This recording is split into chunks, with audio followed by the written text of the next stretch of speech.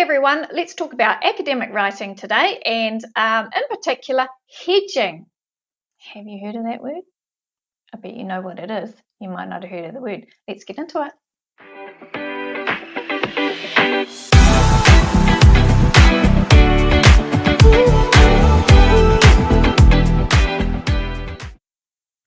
You definitely know what hedging is.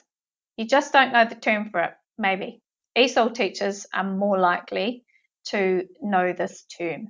So hedging is about hedging your bets when you are writing academically. It's cautious language.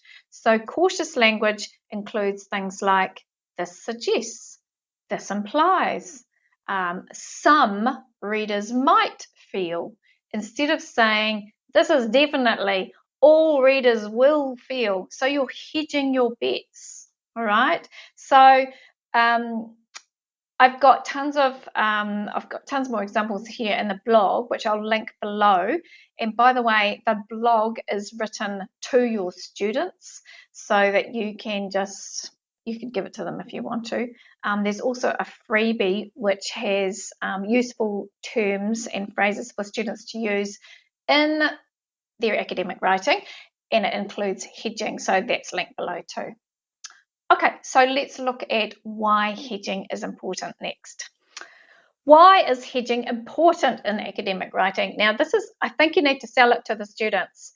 I was just thinking, in creative writing, we tell students their writing needs to command attention. It needs to be engaging, and do this by, through metaphors, similes, whatever, all of the things.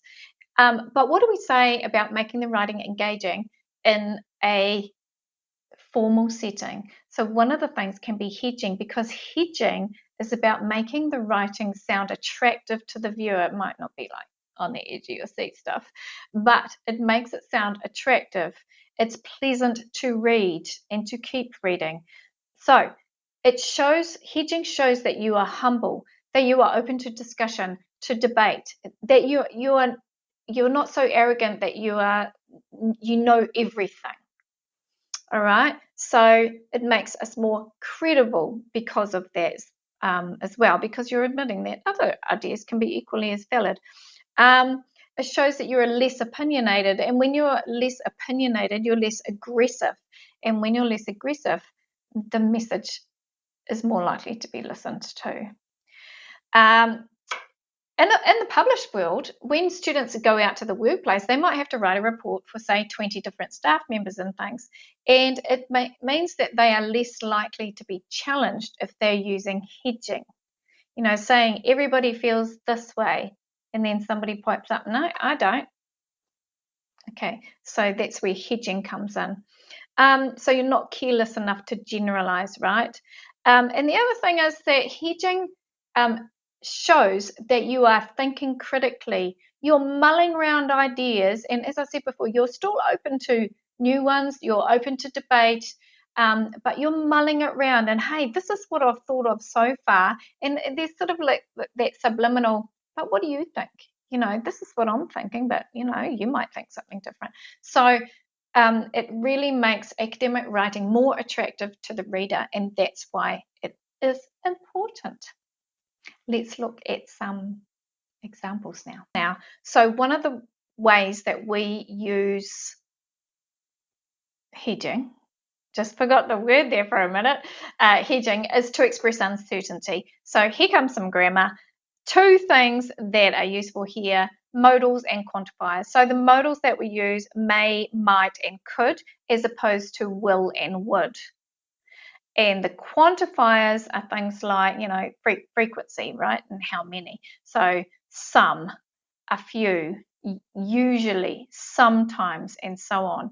Now, here's a cool little activity you could get your students to do to prove the value of hedging. Get them to write down, all viewers will feel da da da da, or readers.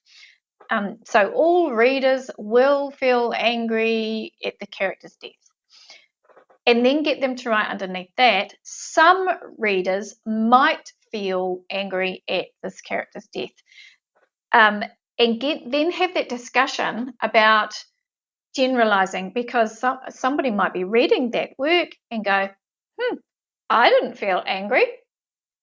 So that's that hedging your bets, right? So discuss the generalization, but also discuss the tone, and how it's more attractive sounding, how it's more inviting to read something that uses hedging. So that's a good little way to market it and to get students to understand the power of hedging. Let's look at the next lot of examples. The next way we use hedging is to limit the strength of claims. Now, so instead of saying we know or this proves, we can say it seems that, it appears to be, this tends to cause, so this is arguably, this connotes, this implies, and so on. The other way we do, and so those ones can sort of replace, we know that or this proves. The other way you can do it is look at, instead of saying this definitely is or this is, you can say the author possibly, is probably, likely, da da da da, presumably, arguably, and so on. So there is a lot of phrases there that you can give to the students, and they're in the blog, and they're also in the one page of FREEBIE, along with a whole lot of other meta language and things that they could use. There are a whole lot of things there that help the students express themselves better. So there's nothing worse than getting to that point where you know what you want to say, but you don't know how to say it. So put these in their little bank, and it helps. But also, it's a good opportunity to learn manners and writing, right? Okay, on to the next thing. There's one more little bit. This last one is not strictly hedging, but I'm going to lump it in anyway, and I'll tell you why in a minute.